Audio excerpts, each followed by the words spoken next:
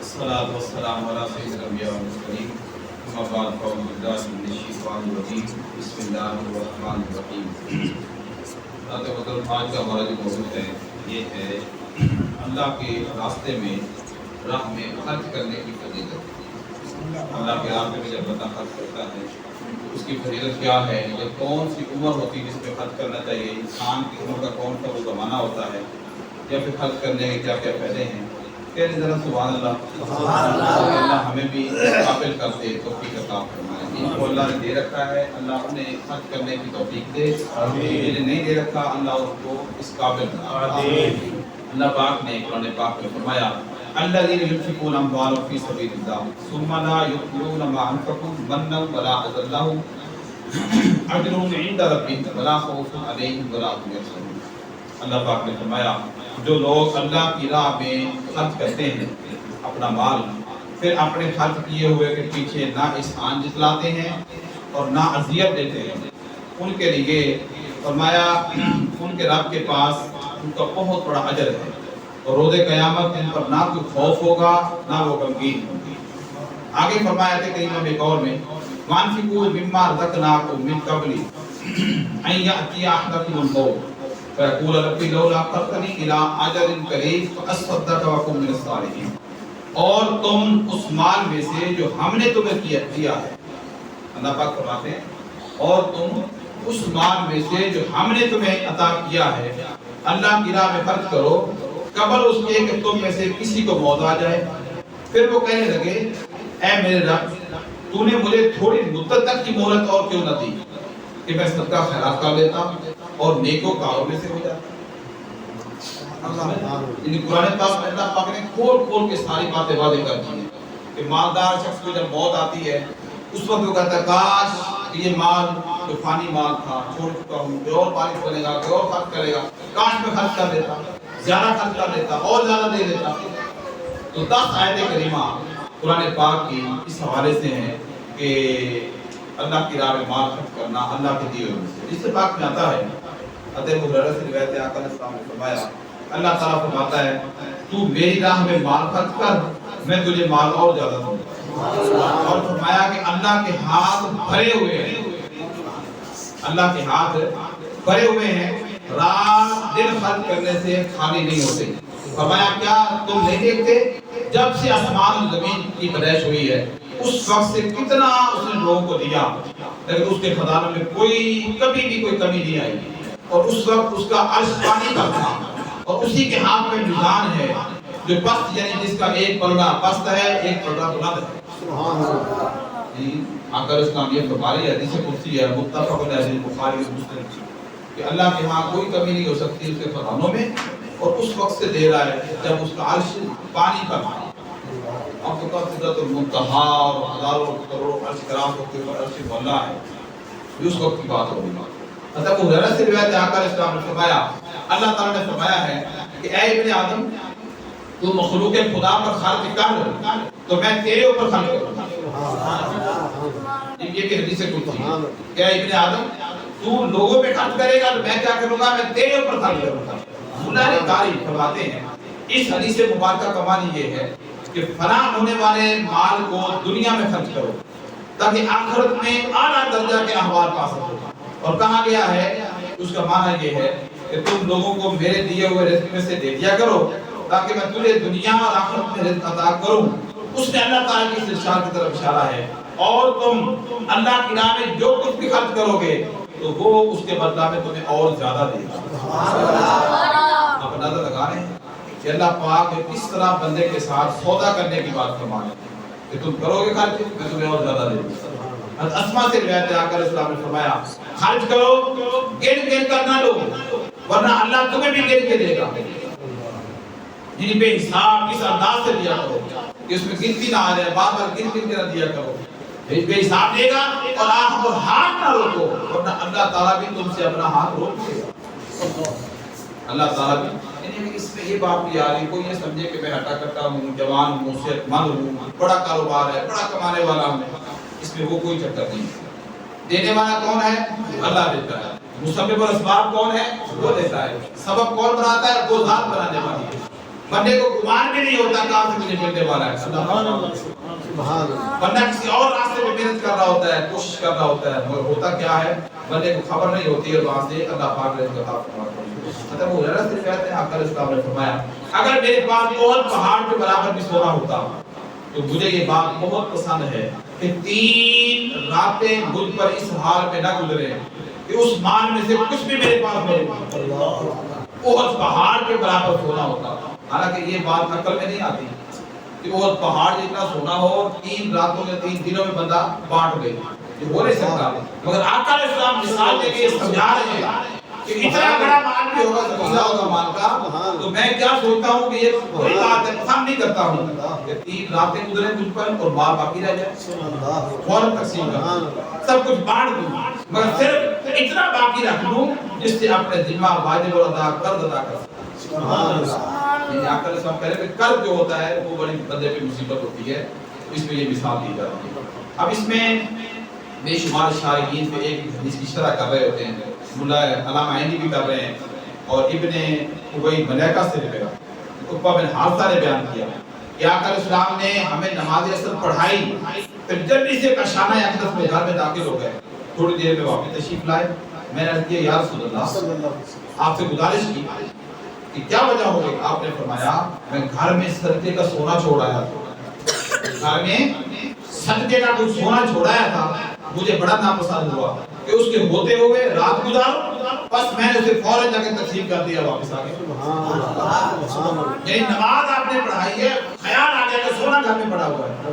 وہ کہتے ہیں نماز پڑھاتے ہی یہ حدیث میں بھی میں نے پڑھا تھا بھی کہ صفوں کو چیرتے ہوئے نکل گئے تھے, جلدی سے گھر میں جا کے وہ تھوڑی دیر بعد واپس آ گئے. سبحان اللہ. یا رسول اللہ خیر تو تھی, جلدی جلدی کے واپس آئے. حضور نے فرمایا گھر میں سونا تھا, میں نے جا گھر میں رہنے دیا, جلدی سے اللہ کی راہ میں تقسیم کر کے واپس آ گئے. سبحان اللہ. بدلتا یعنی مال کو اتنا ناپسند کرتے جا کر جمع کرنے کی بات کو نہیں کرتے, اللہ کے راستے میں دے دیا. امام قسطلانی نے فرمایا, ابن بطال نے کہا اس حدیث مبارکہ سے یہ بات ثابت ہوتی ہے کہ نیکی کرنے میں جلدی کرنی چاہیے. سبحان اللہ.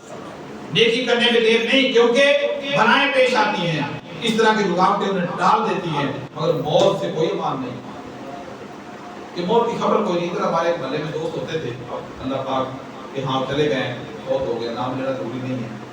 میرے پاس آ گئے, رونے بیٹھ گئے, کہنے لگے ایک ہی بیٹا ہے, 3 بیٹیاں تھیں, بیوی پہلے فوت ہو گئی, مکان محلے میں تھا. کہنے لگے میرے پاس پینشن کے پیسے ملے ہیں, مجھے مشورہ دے کیا کروں.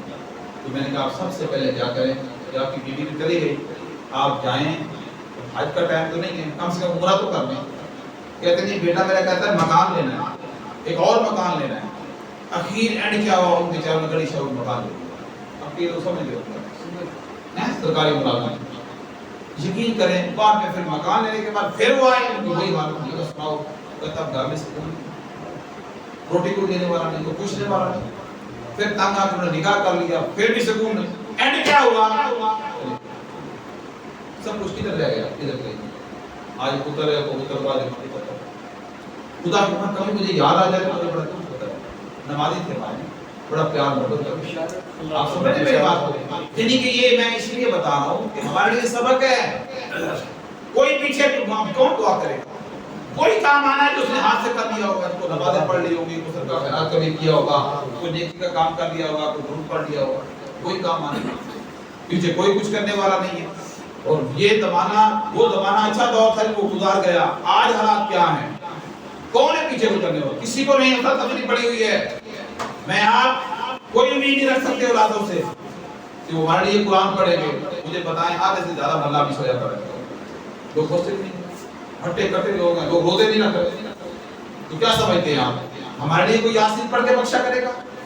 نہیں. آج وقت ہے, یہ عمر ہے, یہ زندگی ہے, اس کو موقع غنیمت جانا چاہیے. اللہ پاک نے سانس لینے کا موقع دے رکھا ہے, آج صحت ہے, سلامت ہے. خود قرآن پڑھیں اپنی ذات کے لیے, خود قرآن پڑھیں اپنے گزرے ہوئے لوگوں کے لیے, خود نمازیں پڑھیں, خود سجدے کریں, نوافل پڑھیں, ذکر اذکار کریں, راتوں کو جاگیں.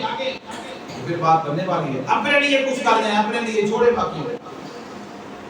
اللہ پاک تو آقا علیہ السلام, اللہ کے رسول, اللہ کے رسول بار بار ہمیں سمجھا رہے ہیں, بتا رہے ہیں لوگوں یہ کر دو, یہ کر دو, یہ کر دو. مال دینے والا بھی اللہ ہے، قربان دینے مالک کا تو خود کہتا ہے میرے راستے میں خرچ کرو، اس کے ہاں کمی ہے کوئی نہیں، وہ ہمارا فائدہ، اس کا اپنا فائدہ ہو جائے گا، میرے دیے ہوئے مال سے میرے محبت کے ساتھ کر دیں گے، کریں کس پر، لوگوں پر، اپنے اوپر، اپنے گھر والوں پر، تو ہم پیدا ہو جائے گا۔ اس لیے آج موقع غنیمت ہے بھائی جان، اس کو غنیمت جان دیا جائے۔ حضرت ابو ذر بیان کرتے ہیں میں آقا اسلام کی خدمت میں حاضر ہوا، اس وقت حاضر ہوا کہ آپ کعبہ کے سائے میں تشریف فرما صلی اللہ علیہ وسلم، کعبہ اللہ، آپ نے مجھے دیکھ کر فرمایا رب کعبہ کی قسم وہ لوگ خسارے میں ہیں۔ میں آ کر بیٹھ گیا، پھر بے چہری سے کھڑا ہو گیا، عرض کی یا رسول اللہ آپ پر میرے ماں باپ فدا ہوں، میرے ماں باپ آپ پر قربان ہوں، وہ کون لوگ ہیں؟ آپ نے فرمایا وہ لوگ جو کثیر مال والے لوگ ہیں، جن کے پاس بہت زیادہ مال ہے، کثیر مال والے ہیں، سوائے ان کے جو ادھر ادھر آگے پیچھے دائیں بائیں خرچ کرتے ہیں، لیکن ایسے سرمایہ دار بہت کم ہیں۔ آقا السلام نے دیکھو اندازہ لگائیں زیادہ مال ان کو اللہ نے دے رکھا ہے، ان کو آقا السلام نے کیا کہا اور ان کو بتایا سوائے وہ لوگ جو آگے پیچھے دائیں بائیں جب موقع آتا ہے اللہ کے راستے میں خرچ کرتے رہتے ہیں، ایسے وہ بچے ہوئے ہیں، باقی لوگ خسارے ہوئے ہیں۔ اب اس لیے آپ اندازہ لگائیں یہ حدیث ہے بخاری اور مذکورہ الفاظ سے مسلم جو میں نے ابھی آپ کو بتائی۔ عدی بن حاتم سے روایت ہے آقا السلام نے فرمایا تم میں سے ہر کوئی عنقریب اس حال میں اپنے رب سے کلام کرے گا کہ رب کے اس کے درمیان کوئی ترجمان نہیں ہوگا، اور جب وہ دائیں جانب دیکھے گا تو کچھ نہیں دیکھے گا مگر وہی عمل جو اس نے آگے بھیجا تھا، پھر جب وہ بائیں جانب دیکھے گا کچھ نہیں دیکھے گا مگر صرف وہی عمل جو اس نے آگے بھیجا تھا، اور جب سامنے نظر کرے گا کچھ نہیں دیکھے گا مگر جہنم اس کے سامنے ہوگی، پر جہنم سے بچو اگر اگرچہ کھجور کا ایک ٹکڑا ہی خیرات کرنے سے ممکن ہو تو بچ جاؤ۔ آقا السلام کہہ رہے ہیں دوزخ تمہارے سامنے ہوگی، دائیں بائیں کچھ نظر نہیں آئے گا، بس وہی ہوگا جو کیا ہوگا دنیا میں، اور جو ہم نے بھیج رہے ہیں آگے آج وہی حقیر ہے مائنی کا عمل، نیک عمل، اس کی قدر کوئی نہیں، وہی ہمارے پاس نہیں ہے، وہی ہم جمع نہیں کر پا رہے، مگر فرمایا اس دوزخ سے جو تمہارے سامنے ہوگی ممکن ہو تو ایک کھجور کا ٹکڑا بھی خیرات کر کے صدقہ کر کے دوزخ سے بچنے کی کوشش کرو، قربان جائیں آقا السلام۔ ابو ہریرہ سے روایت آقا السلام نے فرمایا جس نے ایک کھجور کے برابر بھی حلال کمائی سے خیرات کی اور اللہ تعالیٰ قبول نہیں فرماتا مگر حلال کمائی سے، تو اللہ تعالیٰ اسے اپنے داہنے دستے قدرت سے قبول فرماتا ہے، پھر خیرات کرنے والے کے لیے اس کی پرورش کرتا ہے جیسے تم میں سے کوئی اپنے بچڑے کی پرورش کرتا ہے، یہاں تک کہ وہ نیکی پہاڑ کے برابر ہو جاتا ہے۔ سبحان اللہ، مثال جانور کی دے رہی آقا رسول جس نے جانور کو پالتے وہ پہاڑ کے برابر ہو جاتی ہے، یہ عالم ہوتا ہے۔ حضرت عبداللہ بن مسعود سے روایت ہے آقا السلام نے فرمایا تم میں سے ہر شخص کو چاہیے کہ وہ اپنے چہرے کو جہنم کی آگ سے بچائے اگرچہ کھجور کا ایک ٹکڑا ہی خیرات کرنے سے ہو جائے، ایک ٹکڑا، اور یہ حدیث روا احمد بن حنبل کی روایت ہے۔ اب اس سے آپ اندازہ لگائیں کہ اللہ نے بھی ہمیں سمجھا دیا، رسول نے بھی سمجھا دیا، اب مزید کون سمجھانے آئے گا؟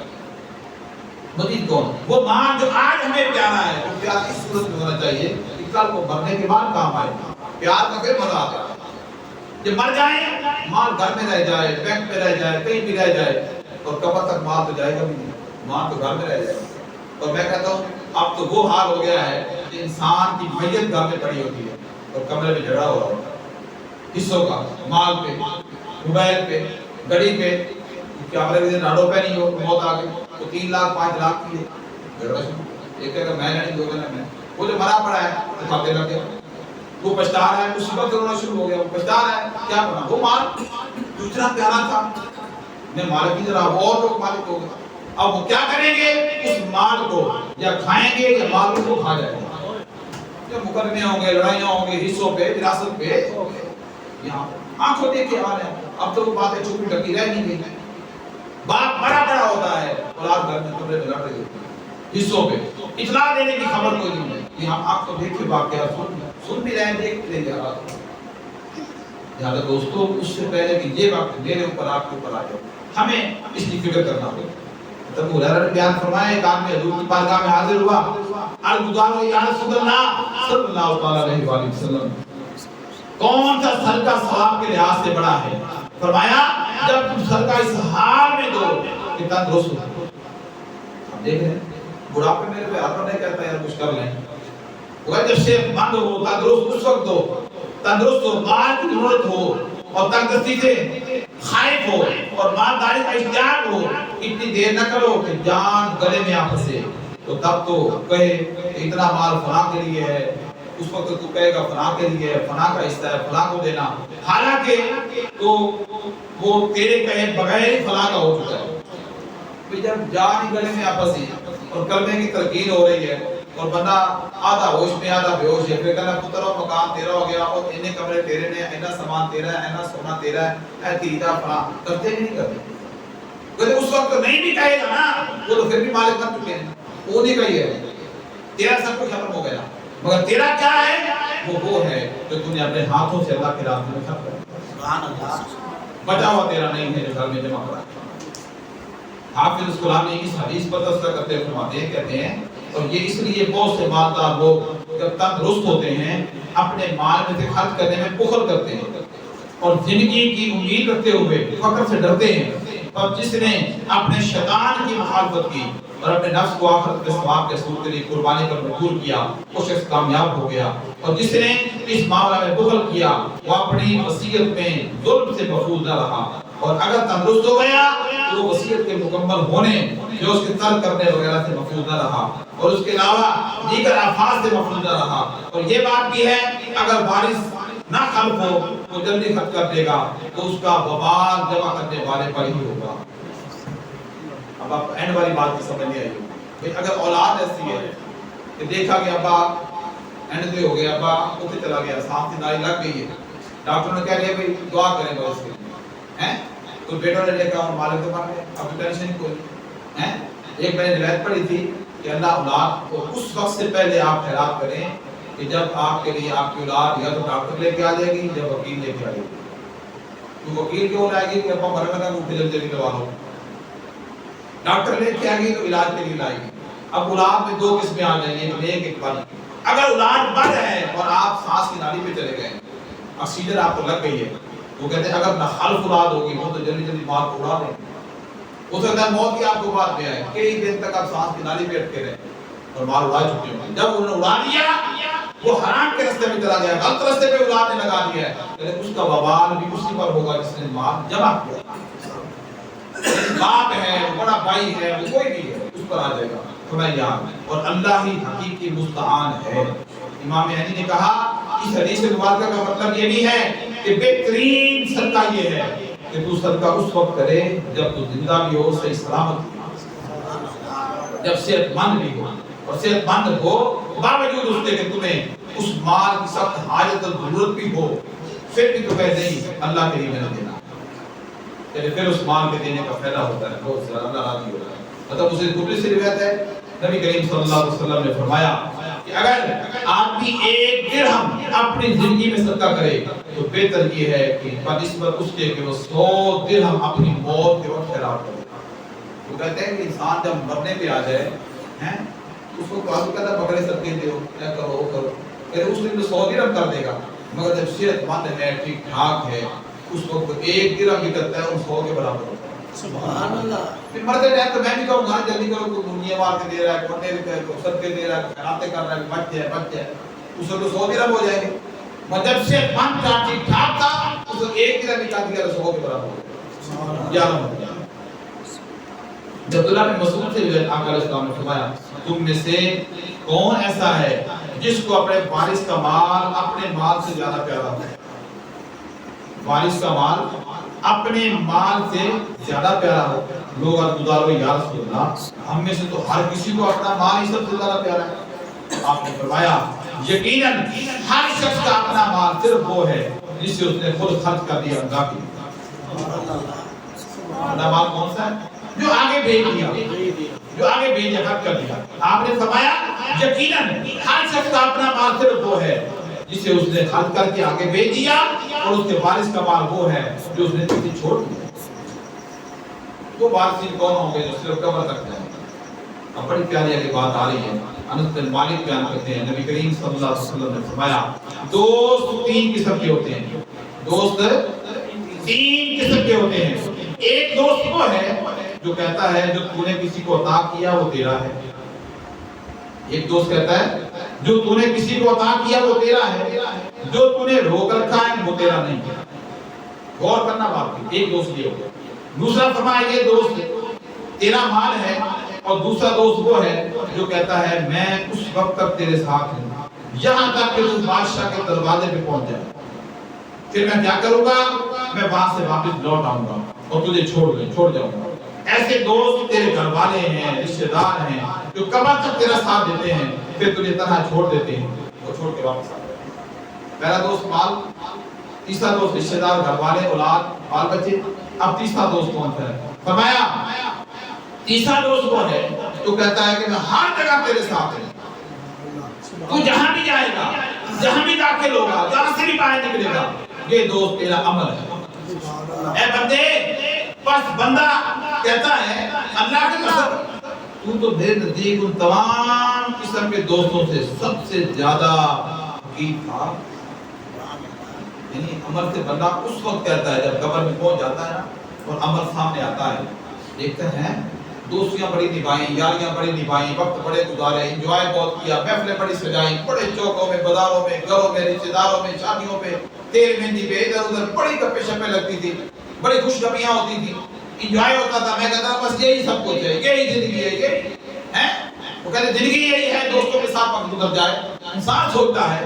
مگر فرمایا جب قبر میں پہنچا, دیکھا کمزور سا عمل سامنے آ گیا. انہوں نے کہا میں تیرے ساتھ ہوں, تو نے مجھے دنیا میں اہمیت نہیں دی تھی, تو مجھے کبھی مجھ پر دھیان نہیں دیتا تھا, میرے ساتھ تو وفا نہیں کرتا تھا, میرے ساتھ کبھی تو نے میرے اوپر کبھی توجہ نہیں دی تھی, غور نہیں کیا تھا, تجھے خبر نہیں تھی کہ تیرے ساتھ کون جانے والا ہے.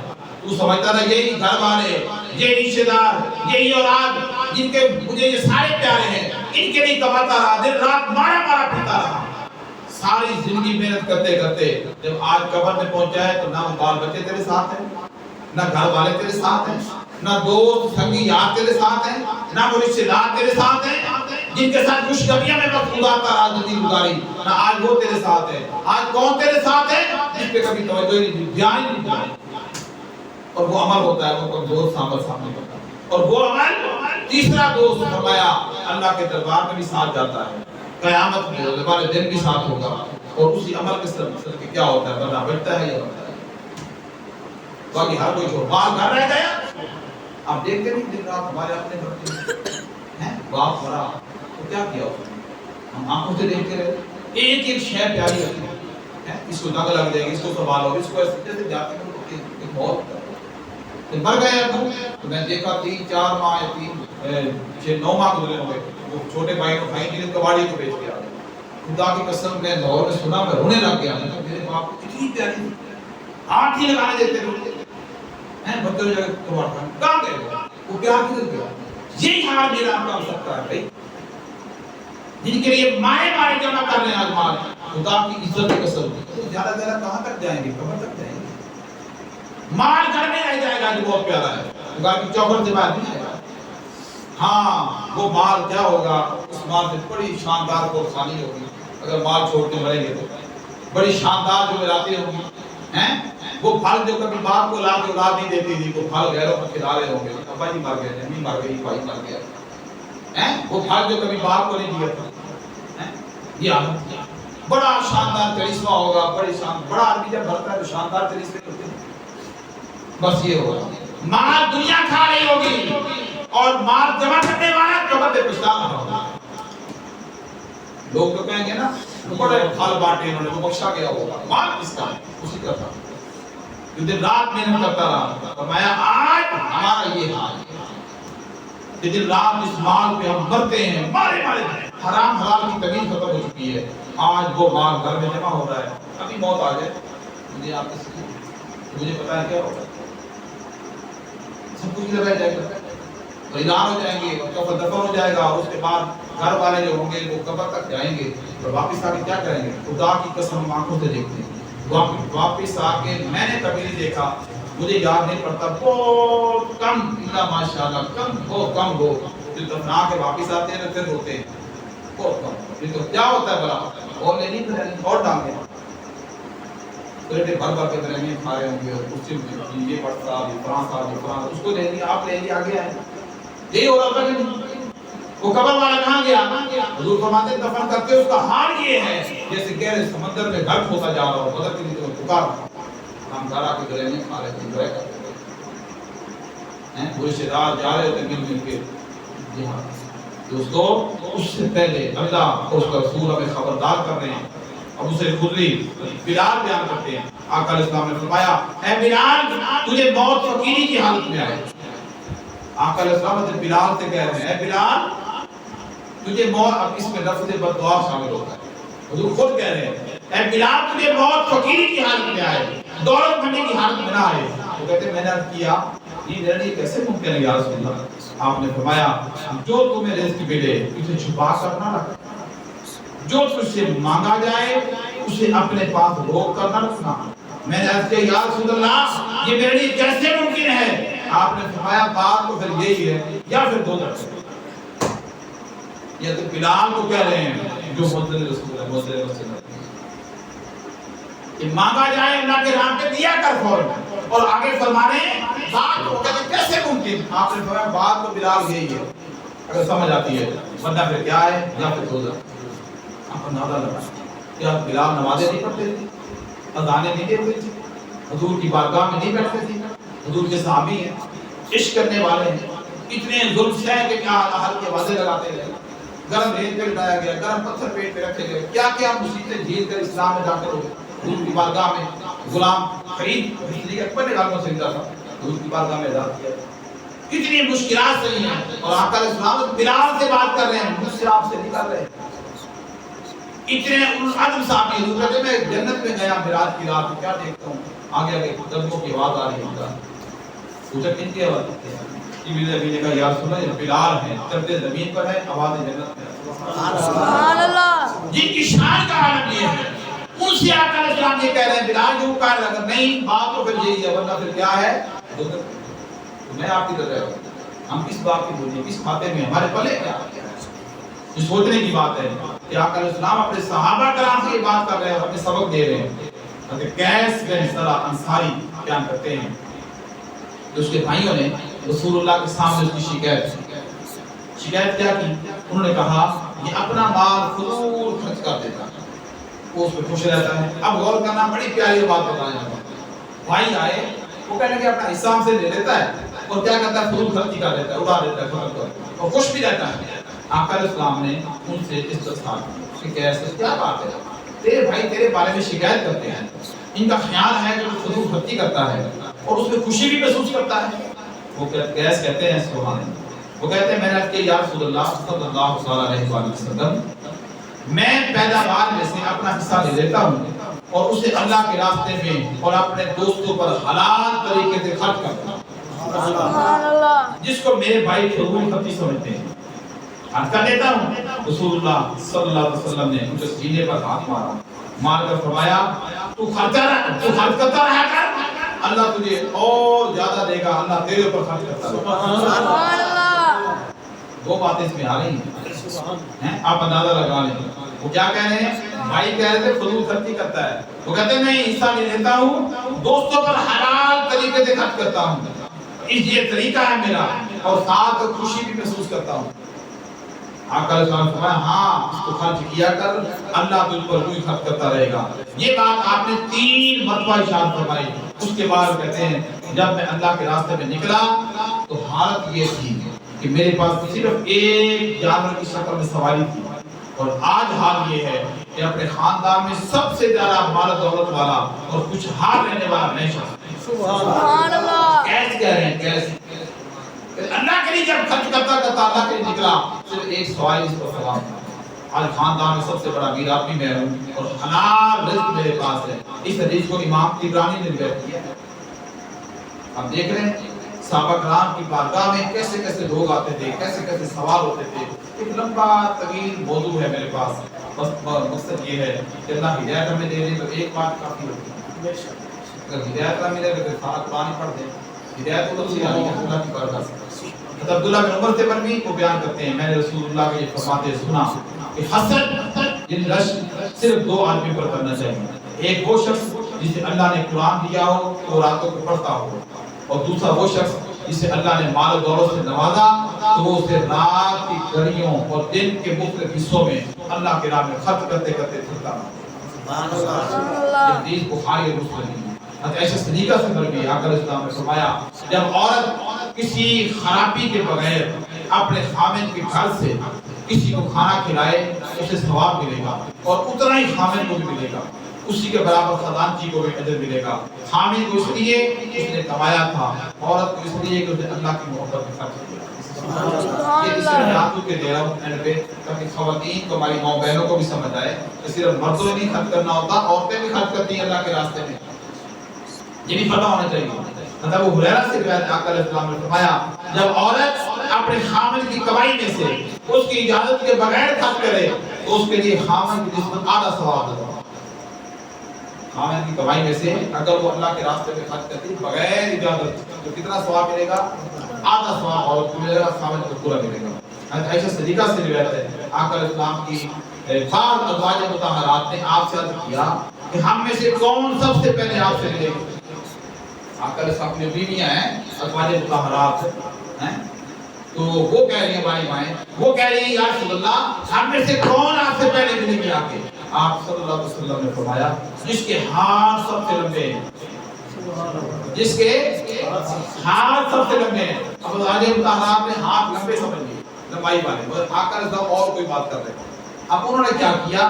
انہوں نے چھڑی لے کر انہیں ناپنا شروع کر دیا، ہر کسی کے ہاتھوں، کس کے ہاتھ زیادہ لمبے ہیں؟ حضرت سودا رضی اللہ تعالیٰ عنہ ان کے ہاتھ سب سے لمبے تھے۔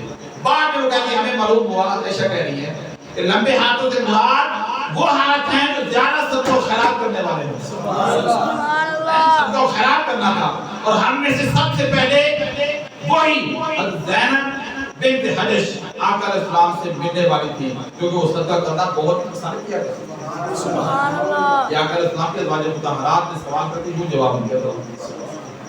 اس لیے عورتیں خواتین بھی خرچ کریں، یا پھر انہیں پاکٹ منی جو ملتی ہے، خرچ ملتا ہے، اس میں وہ جمع کرتی رہتی ہیں، بجائے اس کے وہ گھر کی چیزیں بناتی رہیں، وہ بھی اللہ کے راستے میں خرچ کیا کریں۔ آپ ترکین بھی کیا کرو تاکہ ان کو بھی ترغیب کر دو، وہ بیچارے پیچھے رہ جائے، بات آگے نکل جائے، انہیں خبر نہیں ہوگی کہ اللہ کے راستے میں خرچ کرنے کا کتنا بڑا اجر ہے، ثواب ہے، انہیں خبر نہیں ہوگی تو نقصان میں چلی جائیں گی۔ یہ چیز بھی دیکھنے والی بہت اہم ضروری ہے۔ بہرحال بے شمارہ اس سے مبارکہ ایک طویل موضوع ہے، اللہ پاک ہمیں ہدایت عطا فرمائے۔ اگر اللہ نے ہمیں مال سے نوازا ہے، اللہ ہمیں یہ بھی توفیق عطا فرمائے کہ اس پہ خرچ کرنے والے ہم بن جائیں، جن کو نہیں دیا اللہ نے اور زیادہ عطا فرمائے۔